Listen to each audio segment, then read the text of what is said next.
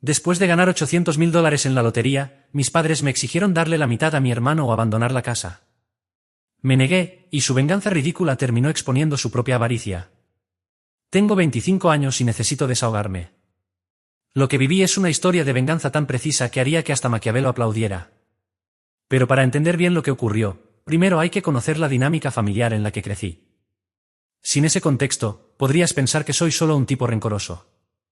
Quizá lo sea, pero con toda la razón. Desde que tengo memoria, en mi familia existió una jerarquía muy clara. Mi hermano, Isandro, sí, él insiste en que lo llamemos así, como si fuera un aristócrata, era el centro de atención de mis padres, Leonor y Evaristo. Yo era apenas el respaldo. Un accesorio diseñado para resaltar lo brillante que era él. ¿Ejemplos? Cuando Isandro llevó una nota de C y en un examen de álgebra durante segundo año de secundaria, mi madre la pegó en la nevera y llamó a mi abuela para contarle lo dotado que era para las matemáticas. Mientras tanto, yo sacaba un 97 en cálculo avanzado y mi padre solo dijo, bien, ahora puedes ayudar a tu hermano con la tarea. Su favoritismo no era un secreto. Era política de la casa. Isandro tenía su propio baño.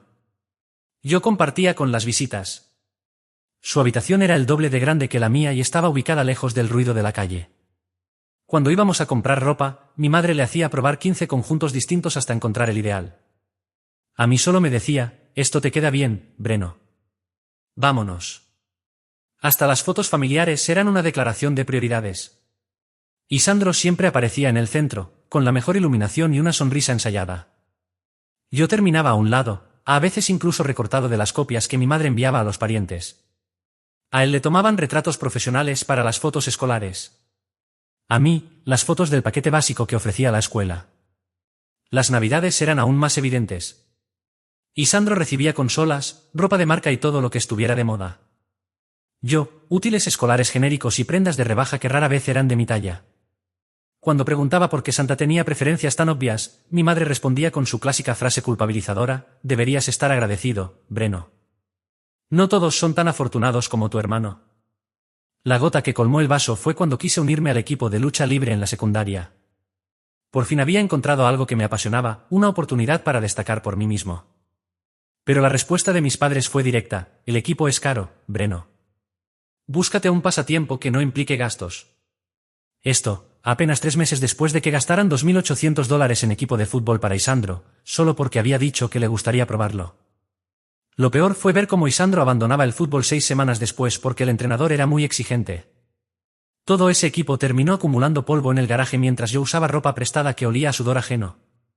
Fue el entrenador Nivaldo quien me vio practicando movimientos aprendidos en internet y me ofreció equipo viejo que había pertenecido a exalumnos. Entré al equipo juvenil en segundo año, pasé al equipo titular en tercero y quedé segundo a nivel estatal en el último año. Mis padres no asistieron a ninguno de mis combates, no porque estuvieran trabajando. Simplemente se olvidaban o tenían algo importante con Isandro. Pero sí iban a todos sus entrenamientos de fútbol, incluso aquellos en los que él se quejaba del césped y ni jugaba. Gracias a mi rendimiento, el entrenador Nivaldo empezó a hacer llamadas para buscarme becas deportivas. Podía cambiar mi vida. Pero cuando les hablé de esa posibilidad, mi padre me cortó en seco. La lucha libre no es una carrera, Breno. Enfócate en algo útil. El mismo hombre que ya estaba organizando las oportunidades de networking de Isandro para su futuro en negocios. Así que aprendí a destacar en silencio. Me volví autosuficiente. Pero en el último año escolar, sus preferencias explotaron de forma descarada. Isandro decidió estudiar administración en una universidad privada absurda que costaba $52.000 al año, básicamente una fiesta de 4 años con clases ocasionales de PowerPoint. Mis padres no lo dudaron. Visitaron campus con él, contrataron una asesora universitaria, pagaron cursos de preparación para exámenes, cuotas de inscripción para 15 universidades y hasta boletos de avión para fines de semana de reclutamiento. La asesora era una señora altiva que cobraba $300 la hora para ayudar a Isandro a redactar ensayos sobre su potencial de liderazgo. Pasaba horas en casa escribiéndole las respuestas mientras él jugaba FIFA. Cuando Isandro obtuvo un SAT, después de 2 cursos costosos, mis padres celebraron como si hubiera descifrado la física cuántica. Organizaron una cena con familiares para contar su logro. Todo su proceso de ingreso a la universidad fue tratado como si él fuera un campeón olímpico. Cada carta de aceptación venía acompañada de una celebración. Finalmente, fue admitido en su universidad soñada con una beca parcial, no porque fuera brillante, sino porque aplicaron a lugares donde su mediocridad destacaba. Y luego llegó mi turno. Yo quería estudiar ingeniería informática en la universidad estatal. Cuando pregunté por apoyo económico, mi padre me miró como si le hubiera pedido un coche de lujo. Resuélvelo tú, Breno. Eres lo bastante listo para conseguir becas. Traducción: Isandro merece inversión. Tú mereces deuda. Tuve que llenar mis solicitudes en la cocina, mientras Isandro recibía asesoría profesional en la sala. Para conseguir cartas de recomendación, fui yo mismo a buscarlas y hacer seguimiento. A pesar de todo, obtuve becas por mérito, 2 completas de universidades estatales y una parcial en un instituto técnico mejor valorado que la Universidad de Isandro. Pero como no necesitaba su dinero, mis logros fueron ignorados. No hubo cenas, ni llamadas de orgullo. Lo único que me dijo mi madre fue: siempre supimos que lo lograría solo. Mientras Isandro vivía en un dormitorio de lujo y subía historias a Instagram desde viajes financiados por el fondo de emergencias de mis padres, yo trabajaba dobles turnos en la pizzería de Ulises, sobreviviendo a base de bebidas energéticas y perseverancia. Las cajas que recibíamos lo decían todo. Él obtenía paquetes semanales con sus golosinas favoritas, artículos de aseo y dinero escondido en tarjetas de felicitación. Yo ni siquiera recibía mensajes de texto preguntando si necesitaba algo. Recibía un mensaje de texto preguntando cómo iban mis clases, quizás 2 veces por semestre. A pesar de eso, me gradué con un promedio de 3.8, un título en ingeniería informática y una deuda estudiantil de $58,000. Mi hermano Isandro, por su parte, terminó la universidad con un promedio de 2.3, un título en administración de empresas que no servía ni como decoración, y sin deber un solo centavo.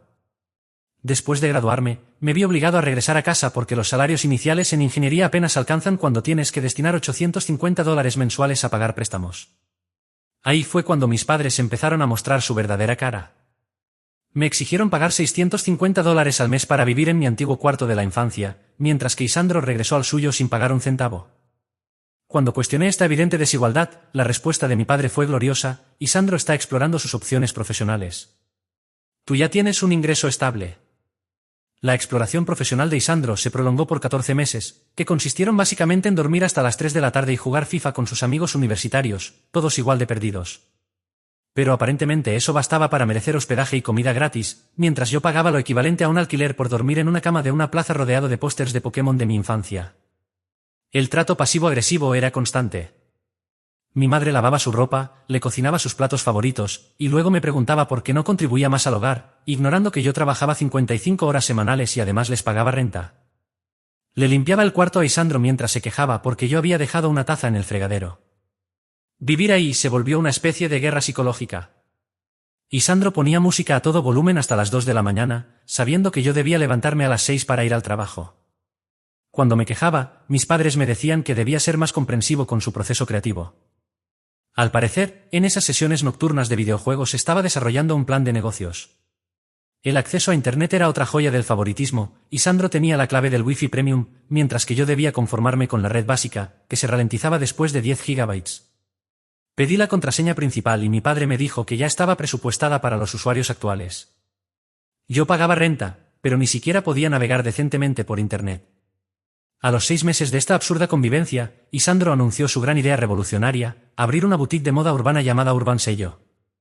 Su propuesta era puro humo: iba a democratizar la moda de alta gama, haciéndola accesible para jóvenes con estilo. En otras palabras, comprar ropa barata por Internet y revenderla con un margen del 400%. Su plan de negocios consistía en vender ropa cool a jóvenes, sin investigación de mercado, sin análisis de la competencia y sin saber nada sobre gestión de inventario. Cuando mi padre le preguntó cuál era su público objetivo, respondió con total seriedad: cualquiera que quiera verse bien. El plan estaba escrito a mano en hojas de cuaderno, con puntos como conseguir influencers y hacer marketing viral. Sin proyecciones financieras, sin estrategias reales, pero para mis padres era como si hubiera presentado el próximo Innova Core. Vendieron parte de sus ahorros de jubilación, $43,000, sin pensarlo 2 veces. Pagaron el local, el inventario, la imagen de marca e incluso contrataron a sus excompañeros de fraternidad, todos desempleados. 8 meses antes, yo les había presentado una propuesta de negocio de consultoría tecnológica. Tenía clientes potenciales, un plan detallado y solo pedía $15,000. Su respuesta fue: eso suena muy arriesgado, Breno. Mejor quédate en tu trabajo estable. Mi propuesta incluía proyecciones reales, análisis de mercado, testimonios de clientes con los que ya había trabajado como freelance y un desglose detallado de gastos en equipos y marketing. Incluso había identificado 3 empresas que necesitaban soluciones de software y tenía acuerdos preliminares, pero según ellos, era demasiado arriesgado. ¿15,000 para un negocio en mi campo? Muy peligroso. ¿43,000 para que Isandro vendiera sudaderas infladas de precio? Una inversión brillante. Fue en ese momento que empecé a comprar billetes de lotería. Cada viernes después del trabajo, jugaba los mismos números 7, 14, 23, 42 y 51. Ellos lo encontraban ridículo. «Estás tirando el dinero», se burlaba Isandro. «La lotería es para los que se rindieron en la vida», decía. Mi padre se limitaba a negar con la cabeza mientras comentaba, «Breno está malgastando su futuro, $2 a la vez». Esto, dicho por el mismo hombre que acababa de invertir todos sus ahorros en un plan garabateado en una servilleta. Mi ritual semanal de lotería se convirtió en mi silenciosa forma de rebelión. Todos los viernes pasaba por el almacén de Serafín, compraba mi billete, una bebida energética, y volvía a casa, sabiendo que ellos creían que el irresponsable era yo. Para octubre, Urban Sello era un desastre monumental. Vender sudaderas a $85 en una ciudad donde puedes conseguir una similar por 12 en cualquier tienda popular no era precisamente un modelo viable. ¿Quién lo habría imaginado? Pero Isandro no aceptaba que se aferró a su delirio, gastando semanas intentando que influencers con 3,000 seguidores en redes promocionaran su mercancía. Como eso no funcionó, empezó a culpar al mercado y a la ignorancia del público sobre la cultura urbana. Luego vino la siguiente gran idea, organizar eventos de compra exclusiva, que eran básicamente reuniones con sus amigos donde mostraban la mercancía que nadie compraba. Estos eventos generaban, con suerte, $200 de ingreso, pero costaban más en electricidad y en salarios para sus amigos desempleados. Los giros desesperados comenzaron a escalar. Urban Sello se transformó en Urban Sello Gaming, cuando añadió sillas gamer. Luego fue Urban Sello Lifestyle, con parlantes Bluetooth y accesorios para móviles. Finalmente, Urban Sello Cultura Pop, cuando llenó medio local con figuras coleccionables y artículos de anime. Cada nuevo giro implicaba nuevos letreros, nuevo material promocional, nuevas tarjetas. El dinero se fugaba más rápido que la asistencia a una convención de terraplanistas. La tienda acumulaba 3 meses de atraso en el alquiler y las pérdidas eran insostenibles. Mis padres estaban desesperados, pero en lugar de admitir su error, acudieron a mí con una propuesta lógica. «Breno, necesitamos que nos avales un préstamo de $25,000», anunció mi padre una noche durante la cena, como si me estuviera pasando la sal. Solo hasta que Isandro logre estabilizarse, me quedé mirándolo. «¿Quieren que avale una deuda para un negocio que ya fracasó?» «No ha fracasado», interrumpió mi madre. «Isandro solo necesita más capital para remontar». «¿Remontar qué?», pregunté. «Está vendiendo camisetas de $20 a 80 y no entiende por qué nadie las compra». «Tú no entiendes de negocios», murmuró Isandro sin apartar la vista de su teléfono. «Todas las empresas exitosas atraviesan momentos difíciles». Sin embargo, escuchar a alguien que no podría vender agua en medio del desierto dándome lecciones de negocios mientras me pedía que le avalara una deuda, fue demasiado. Le dije que no. A partir de ahí, comenzaron 2 semanas intensas de intentos de manipulación emocional por parte de mi familia. Me acusaban de abandonar a Isandro justo cuando más me necesitaba, apelando a ese supuesto deber familiar que, según ellos, estaba incumpliendo. Mientras tanto, yo decidí divertirme un poco con la situación. Isandro tenía la costumbre de quedarse hasta las 4 de la mañana entre videojuegos y series. Así que empecé a limitar su ancho de banda alrededor de la medianoche, únicamente en sus dispositivos. Gracias a lo que había aprendido en la carrera de ingeniería, controlar la red doméstica era pan comido. Lo mejor era verlo en medio de una partida clasificatoria y de repente quedarse con velocidad de conexión digna del siglo pasado. Pasó noches enteras probando soluciones. Llamó al soporte técnico, compró otro router, instaló software de diagnóstico, incluso llegó a creer que había interferencias electromagnéticas sobrenaturales. Yo escuchaba sus teorías sobre fantasmas digitales mientras desde mi habitación manejaba todo con tranquilidad. Jamás se le ocurrió que alguien dentro de la casa tuviera acceso administrativo a la configuración del router. Entonces llegó el viernes, 13 de octubre. Tras salir del trabajo, pasé por el almacén de Serafín a comprar mi bebida energética habitual y un billete de lotería. Al volver a casa, encontré a mis padres en estado de crisis, discutiendo sobre posibles opciones de bancarrota, mientras Isandro se mantenía cabizbajo en un rincón, con cara de perro regañado.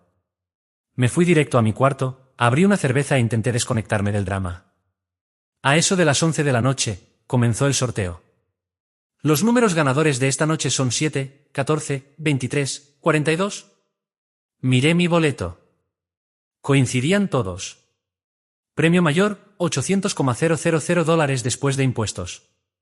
Me quedé congelado durante 10 minutos, repasando una y otra vez los números.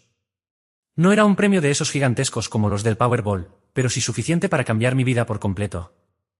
Lo primero que sentí no fue alegría, sino preocupación. Sabía que, en cuanto lo supieran, vendrían con las manos extendidas exigiendo una parte por derecho familiar. Guardé silencio 3 días mientras resolvía todo. El lunes fingí estar enfermo, conduje hasta la oficina de la lotería, validé el boleto y arreglé los trámites del cobro. Como parte del proceso, había una sesión de fotos con un cheque ceremonial gigante. Así que me presté al espectáculo. Aproveché esos días para investigar temas fiscales, estrategias de inversión y posibles oportunidades de negocio. Mientras mi familia se derrumbaba por los fracasos de Isandro, yo trazaba con calma mi ruta hacia la independencia. El tema de los impuestos era complejo. Aunque los $800,000 ya tenían el recorte federal, los impuestos estatales aún requerían planificación. Tenía que prever pagos trimestrales, considerar futuras ganancias de capital y estructurar todo para reducir la carga fiscal a largo plazo. Consulté a 2 asesores financieros. Uno recomendaba una estrategia conservadora con fondos indexados y bonos, con una ganancia anual aproximada del 6%. El otro proponía algo más agresivo, bienes raíces, negocios y acciones de alto riesgo. Opté por una combinación, inversiones estables para asegurar el futuro y parte del capital para proyectos más ambiciosos. El martes por la tarde regresé a casa con el cheque ceremonial en la mano. Mis padres estaban en la cocina, rodeados de facturas y avisos de ejecución hipotecaria. ¿Qué diablos es eso?, preguntó Isandro, sin quitar la vista del cartón gigante. Gané la lotería, respondí, apoyándolo contra la pared. Hubo un silencio absoluto. Hasta que el rostro de mi madre se iluminó como en Navidad. Breno, esto es maravilloso. Justo lo que necesitábamos. Isandro podrá usar la mitad para pagar sus deudas y relanzar su negocio, decía, repartiendo mentalmente mi dinero. 400.000 deberían bastar para ponerlo en marcha otra vez, añadió mi padre con total naturalidad. La familia debe apoyarse, afirmó. No puedes quedarte con todo ese dinero cuando tu hermano lo está pasando mal. Ni un felicidades, ni una muestra de alegría por mí. Solo sumas rápidas para resolver sus problemas. Isandro ya soñaba en voz alta, con ese capital puedo abrir 3 locales, quizás expandirme a nivel nacional en 2 años. ¿Están hablando en serio?, pregunté, incrédulo. No hables así, me reprendió mi madre. Y sí, después de todo lo que hicimos por ti, ayudar a tu hermano es lo mínimo que puedes hacer. ¿Ayudarme? ¿Cobrándome alquiler mientras él vivía gratis? ¿Financiando su negocio mientras despreciaban el mío? ¿Tratándome como una decepción durante 24 años? Estás exagerando, intervino Isandro. Mamá y papá siempre nos trataron igual. Igual. Él jamás pagó una factura, nunca enfrentó consecuencias, nunca tuvo que ganarse nada. Cuando él reprobó microeconomía, le contrataron un tutor. Cuando yo necesitaba equipo para mi proyecto final, me dijeron que me las arreglará solo. A él le financiaron su emprendimiento con los ahorros para la jubilación. Cuando yo propuse una consultoría con clientes reales, dijeron que era demasiado arriesgado. La discusión se tornó cada vez más intensa. 24 años de frustración explotaron en un solo momento. Cada favoritismo, cada doble estándar, cada vez que me dejaron de lado. Mis padres se defendían diciendo que hacían lo mejor que podían, que yo recordaba mal las cosas. Isandro siempre necesitó más apoyo, se justificó mi madre. Tú siempre fuiste muy independiente. Independiente porque no me dejaron otra opción, repliqué. Porque me dejaron claro que estaba solo. Eso no es cierto, dijo mi padre, alterado. Queremos a los 2 por igual. Entonces, ¿por qué yo pagaba alquiler y él no? ¿Por qué su universidad la pagaron con su jubilación y la mía con préstamos? ¿Por qué fueron a todos sus entrenamientos de fútbol y nunca a mis combates de lucha? No supieron qué responder. Finalmente, mi padre se puso de pie, rojo de ira. Si no compartes el dinero con Isandro, puedes irte de esta casa. No queremos gente egoísta aquí.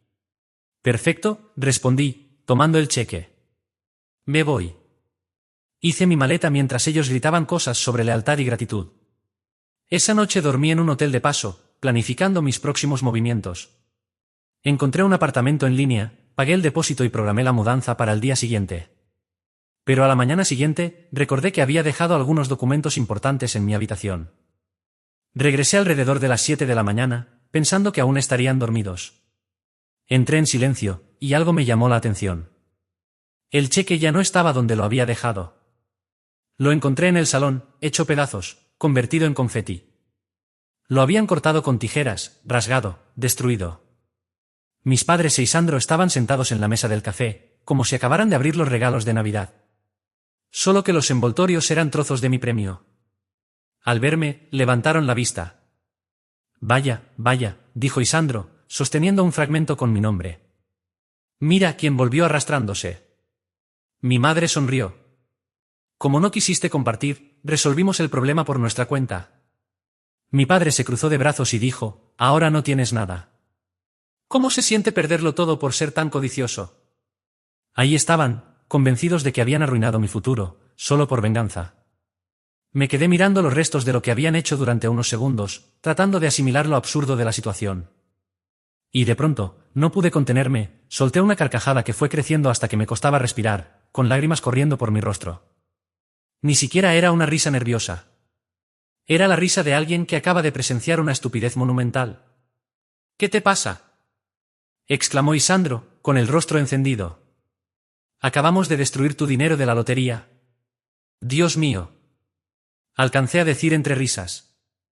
No puedo creer lo ridículamente ingenuos que son. El silencio que llenó la sala fue inmediato. Ese cheque, dije señalando los pedazos esparcidos por el suelo, no tiene ningún valor. Es simbólico, una simple pieza para las fotos. El dinero real ya está en proceso de transferencia y debería llegar a mi cuenta hoy mismo. Fue como si les hubieran drenado la sangre. El color abandonó sus caras en un instante. ¿De verdad pensaban que me entregarían $800.000 en efectivo y que me mandaban a casa con eso como si nada? Continué, entre incrédulo y burlón. Por el amor de Dios, son más tontos de lo que imaginaba. Mi madre intentó disimular su reacción.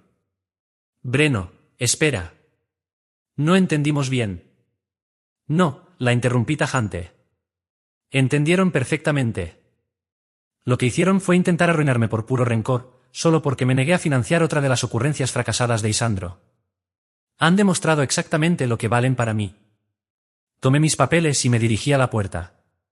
Breno, por favor, insistió mi madre. Podemos resolverlo. Ya lo resolvieron ustedes, le respondí sin detenerme. Gracias por facilitarme la decisión. Esa fue la última vez que hablé con ellos. El dinero entró en mi cuenta esa misma tarde. Y la primera persona a la que llamé fue mi mejor amigo, Tiago. Nos conocimos en la universidad y desde entonces fuimos inseparables. Fue testigo de todo lo que pasé con mi familia y desde el primer día supo que aquello no era normal. ¿En serio ganaste?, dijo al contestar. Esto es el karma actuando en su máxima expresión. Tiago tenía un empleo fijo en el área de desarrollo corporativo, ganaba lo suficiente, pero odiaba cada segundo de su rutina. Siempre fue el único que respaldó mis ideas de negocio, incluso cuando mi propia familia la rechazaba sin escucharme. Durante nuestras visitas en la universidad, vio con sus propios ojos el favoritismo con el que trataban a Isandro. Estuvo ahí cuando recibí las cartas de beca. Celebramos con pizza mientras mis padres organizaban el tour privado por universidades costosas para mi hermano. Me vio trabajar jornadas triples para no tener que pedir préstamos, mientras Isandro recibía paquetes semanales y viajes pagados en primavera. ¿Te acuerdas de la consultora que querías montar? Le dije, ¿y si vamos un paso más allá? ¿Y si fundamos nuestra propia empresa de software? La mayoría no comprende lo que realmente significa tener $800,000. No es una suma para retirarse, pero sí suficiente para arriesgarse en serio. Y después de ver a mis padres derrochar su dinero apostando por los constantes fracasos de Isandro, supe que quería construir un patrimonio real. Llevábamos años lanzándonos ideas. Sabíamos que el mercado local estaba plagado de negocios obligados a usar sistemas caros, lentos y mal adaptados a sus necesidades.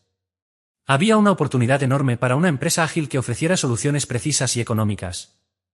Nos pasábamos noches enteras analizando modelos, detectando fallos en el mercado y discutiendo cómo diferenciar nuestra propuesta.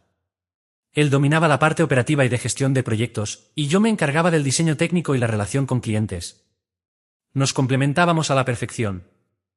Estoy pensando invertir $200,000 para arrancar, le comenté durante una ronda de cervezas. Lo justo para cubrir sueldos, equipos y oficina por un año. Si lo hacemos bien, podríamos estar en números verdes antes del 10º mes. Los ojos de Tiago brillaron. ¿Hablas en serio? Más que nunca. Estoy harto de trabajar para gente que no valora. Durante el mes siguiente, armamos un plan de negocio sólido. Nada parecido a los esbozos en servilletas que solía hacer Isandro con su fallida marca de ropa urbana. Elaboramos proyecciones financieras, análisis de mercado y estrategias para captar clientes desde el primer día. Aproveché mis contactos en ingeniería para sondear posibles clientes incluso antes de abrir. Investigamos a la competencia, estimamos márgenes realistas, evaluamos diferentes escenarios y diseñamos soluciones específicas para 3 sectores: manufactura pequeña que requería sistemas de gestión de inventario, comercios minoristas necesitados de plataformas para fidelización de clientes y empresas de servicios que buscaban automatizar procesos. Cada segmento tenía requerimientos técnicos distintos, pero compartían un problema: no encontraban opciones personalizadas y accesibles. Nuestra investigación reveló que las compañías grandes eran demasiado caras para las pymes o demasiado rígidas para adaptarse. Era el nicho perfecto para una startup como la nuestra. El resto del dinero lo puse en inversiones seguras y en el pago inicial de una casa. No pensaba convertirme en otra historia de advertencias sobre ganadores de lotería arruinados.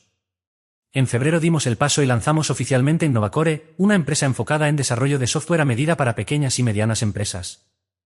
Yo lideraba la parte técnica y de atención al cliente, y Tiago se encargaba de la operación y la supervisión de los proyectos. Alquilamos una oficina sencilla en el centro y nuestro primer cliente fue una cadena local de restaurantes que necesitaba mejorar su sistema de inventario. El software que usaban les hacía perder miles cada mes por no registrar el consumo en tiempo real.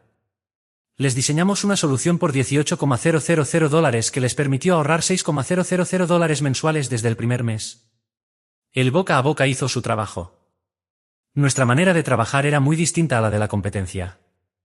No vendíamos paquetes cargados de funciones innecesarias. Empezábamos con sesiones de descubrimiento a fondo para entender realmente lo que el cliente necesitaba. La mayoría de los negocios estaban gastando fortunas en sistemas que hacían 50 cosas mal, en lugar de 10 cosas bien. Nosotros apostamos por lo segundo y funcionó. Uno de los aprendizajes más valiosos que obtuvimos al trabajar con la cadena de restaurantes fue entender cómo comunicarnos efectivamente con clientes que dominaban su negocio, pero no la tecnología. Aquellos propietarios sabían todo sobre comida, atención al cliente y logística interna, pero conceptos técnicos les resultaban ajenos. Así que tuvimos que traducir beneficios tecnológicos en resultados operativos concretos. Era mucho más efectivo decir: este sistema reducirá el desperdicio de alimentos en un 30% que hablar de optimización de base de datos en tiempo real para el seguimiento de inventario.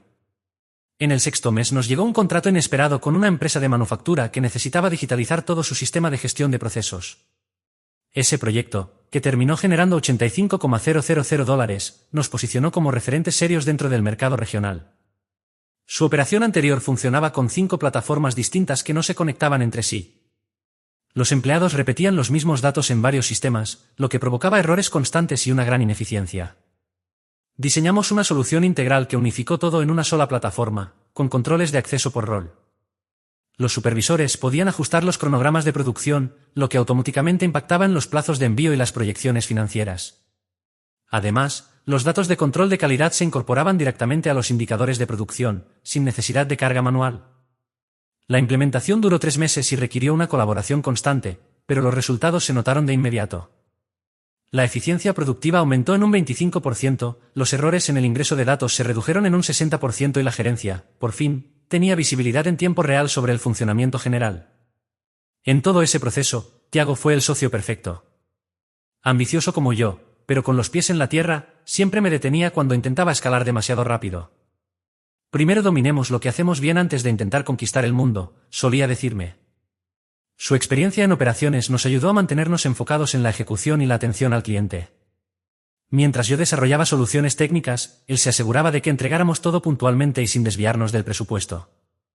Aquellas semanas eternas de más de 60 horas no se sentían como un sacrificio. Eran una inversión en nuestro futuro, no en el capricho de algún CEO pagando su tercera casa en la playa. Fue entonces, en el mes 11, cuando recibimos una llamada que lo cambiaría todo. Una de las empresas de transporte más grandes del área nos contactó. Su gerente de operaciones, Ivete, había escuchado sobre nuestro trabajo con la compañía manufacturera y solicitó una reunión urgente. Estamos perdiendo más de $40,000 al mes por culpa de rutas mal planificadas y horas extra, nos dijo sin rodeos. ¿Pueden ayudarnos? La situación era un desastre. Usaban hojas de Excel, mapas impresos y un sistema de despacho obsoleto que parecía sacado de los años 90. Los conductores llegaban al depósito a las 5 de la madrugada y descubrían que sus rutas habían sido modificadas 3 veces durante la noche. No había GPS, ni integración de tráfico, ni lógica en los trayectos. Las rutas se armaban según listas de direcciones, sin considerar el tráfico, las ventanas horarias de entrega, la capacidad de los vehículos o la experiencia de los conductores. Los recorridos eran tan mal planificados que un mismo conductor podía cruzar la ciudad varias veces en un día, o tener que entregar paquetes en el centro en plena hora pico. Hacían entre 12 y 15 entregas diarias cuando, con una planificación eficiente, podrían alcanzar entre 20 y 25. Las horas extra disparaban los costos laborales y los clientes estaban cada vez más insatisfechos. Denos 2 semanas para estudiar su operación actual, le propuse a Ivete. Vamos a diseñar un prototipo que ahorre al menos el 25% en combustible. Tiago y yo pasamos esas 2 semanas completamente inmersos en la empresa. Viajamos con los conductores, medimos trayectos, analizamos patrones de tráfico y registramos cada movimiento. Descubrimos que los despachadores organizaban las rutas solo por dirección, sin importar el contexto. Los datos que recolectamos fueron incluso peores de lo que esperábamos. Los conductores recorrían un 40% más de kilómetros de los necesarios, pasaban más de 3 horas al día en tráfico evitable y entregaban fuera de los horarios óptimos. Nuestra propuesta fue directa y eficiente: integración de GPS en tiempo real con datos de tráfico, optimización automática de rutas que se ajustaba a los retrasos y una aplicación móvil para actualizar el estado de cada entrega al instante. Lo que antes requería 3 horas de planificación, ahora podía hacerse en 8 minutos con 50 rutas. La demostración fue contundente. Ivete observó cómo nuestra plataforma tomaba su peor ruta de la semana pasada, una que había requerido 11 horas y 260 kilómetros, y la reducía a 7.5 horas y 170 kilómetros. Mismas entregas, mismo día, pero 3.5 horas menos de trabajo y 90 kilómetros menos de combustible. ¿Cuánto cuesta?, preguntó sin titubear. $95,000 por el sistema completo, respondí, más $800 mensuales por alojamiento y mantenimiento. No hubo regateos. ¿Cuándo pueden empezar? Ese contrato fue un antes y un después. No solo por el dinero, que superaba lo que habíamos facturado en los primeros 8 meses juntos, sino por el prestigio. Esa empresa de transporte era ampliamente reconocida en la región. Y una vez que se corrió la voz de que habíamos transformado por completo su operación, las llamadas no pararon de llegar. La implementación nos llevó 2 meses de jornadas extenuantes de 80 horas. Pero cuando el sistema se puso en marcha, los resultados hablaron por sí solos. Redujeron sus costos de combustible en un 32%, bajaron el pago de horas extra en un 38% y mejoraron un 28% la puntualidad de las entregas. Ivete nos envió una botella de champán con una nota breve, pero contundente. Acaban de salvar mi empleo y mi matrimonio. Por fin podía regresar a casa antes de las 9 de la noche. Había terminado el primer año con una facturación de $285,000 y lo mejor, el negocio era ya rentable. Habíamos contratado a 2 desarrolladores junior, nos habíamos mudado a una oficina más grande y los clientes llegaban por recomendación, señal clara de que apreciaban nuestro trabajo. 18 meses después, Innovacore era exactamente lo que había imaginado. Estábamos generando $950,000 al año, contábamos con un equipo de 8 personas y la lista de espera para nuevos proyectos superaba los 2 meses. Tiago y yo ganábamos más de lo que alguna vez habíamos soñado, y con la ventaja de ser socios de algo que construimos desde cero. Nos habíamos expandido al desarrollo de aplicaciones móviles y ya trabajábamos con empresas en 4 estados. El entorno tecnológico local comenzó a fijarse en nosotros, salimos en revistas de negocios, ganamos premios del sector y nos invitaron a conferencias para hablar sobre innovación y emprendimiento. Mientras tanto, la situación familiar se había deteriorado por completo. El almacén de Serafín, el negocio que Isandro había heredado de mis padres, cerró definitivamente unos 8 meses después de que yo ganara la lotería. Había despilfarrado todos los ahorros familiares y ahora trabajaba en Megaplay, justo en el mismo centro comercial donde solía estar su revolucionario local de ropa urbana, Urban Sello. Mis padres, por su parte, se habían visto obligados a hipotecar la casa nuevamente para evitar perderla, aunque finalmente tampoco lo lograron. Lo irónico era que Isandro, quien siempre menospreció el trabajo minorista y alardeaba de su título en negocios como si eso lo hiciera ahora, pasaba sus días preguntando a adolescentes si querían reservar el nuevo Call of Duty. Unas 6 semanas antes de que aparecieran en mi oficina, recibí una llamada. Yo había bloqueado todos sus números, pero mi madre consiguió comunicarse usando el teléfono de otra persona. Breno, dijo con la voz entrecortada, por favor, no cuelgues. Perdimos la casa. El desalojo fue la semana pasada. Estamos viviendo los tres en el apartamento de un amigo de Isandro, en una sola habitación. Tu padre sufrió un infarto por el estrés. Se está recuperando, pero los gastos médicos. Todo aquello estaba diseñado para activar en mí el viejo mecanismo de culpa que ellos mismos habían cultivado durante 24 años. Me habló de errores, de arrepentimiento, de que al final seguíamos siendo familia. Por unos segundos, lo admito, sentí ese tirón emocional. Pero enseguida recordé las veces que me cobraban alquiler mientras Isandro vivía gratis.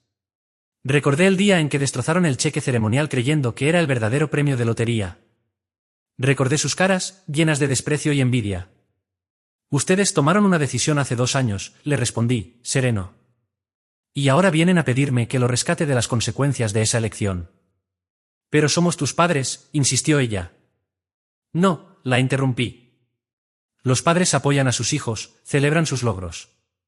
Ustedes son solo personas con las que comparto ADN. Colgué y bloqueé también ese número. Pensé que había quedado claro, pero me equivoqué. Una tarde, mientras revisaba las proyecciones del trimestre, mi asistente me interrumpió por el intercomunicador. Hay una familia aquí, sin cita previa, dicen ser tus padres y tu hermano. Miré por el ventanal de mi oficina y allí estaban, en la recepción. Mis padres lucían envejecidos, abatidos. Isandro parecía haber envejecido 5 años en uno solo. Observaban el lugar con una mezcla de asombro y resentimiento. Hazlos pasar, le indiqué a mi asistente. Entraron como si se presentaran ante un juez, con la mirada baja y los hombros tensos. Por primera vez en mi vida, vi a mis padres intimidados frente a mí. Breno, empezó mi madre, nerviosa, tu oficina es impresionante. Me recosté en la silla y no respondí. Dejé que el silencio hiciera su trabajo. Hemos oído hablar mucho de ti, añadió mi padre. Estamos orgullosos de lo que has conseguido. ¿De verdad?, pregunté sin ocultar el sarcasmo. ¿Necesitamos ayuda, Breno? Perdimos la casa. Isandro no consigue trabajo estable. Cometimos errores, pero seguimos siendo una familia. Familia, repetí, saboreando la palabra. La misma familia que me cobraba por vivir en mi propia casa mientras Isandro tenía todo gratis. La misma que quiso arruinarme porque no les di la mitad de lo que gané. ¿Esa familia? Nos equivocamos, dijo rápidamente mi padre. Lo entendemos ahora. Has construido algo impresionante. Quizás podríamos colaborar. Isandro podría encargarse de las ventas. Levanté la mano para detenerlo. Déjame entender esto bien. Cuando al fin tuve una oportunidad, ustedes intentaron destruirla. Ahora que su favorito fracasó y yo superé todas sus expectativas, vienen a pedirme favores. No es eso, protestó mi madre. Es exactamente eso, afirmé, poniéndome de pie. Esto es lo que va a pasar. Van a salir de mi oficina y no van a volver a buscarme. Si aparecen aquí o en mi casa, llamaré a la policía. Cuando llegaron a la puerta, Isandro se giró. Has cambiado mucho, Breno. Sonreí. Sí. Dejé de conformarme con sobras y empecé a exigirme el banquete completo. La mejor decisión de mi vida. Y para mí, fue el cierre perfecto. A la mañana siguiente, fui al concesionario de BMW y me compré un M5 nuevo, blanco alpino, con todos los paquetes de rendimiento. Completamente innecesario y más caro que la casa que mis padres perdieron, pero era mío. Esa misma tarde, tenía una reunión con un cliente potencial en una cafetería del centro comercial. Al estacionar, vi a alguien con uniforme de Megaplay vaciando los basureros. Era Isandro. Levantó la vista justo cuando salía del coche. Por un momento, nos miramos desde lados opuestos del estacionamiento. Él, con su polo rojo y pantalones caqui, sujetando una bolsa de basura. Yo, con mi traje a medida y las llaves del coche de $75,000 en la mano. No dije nada.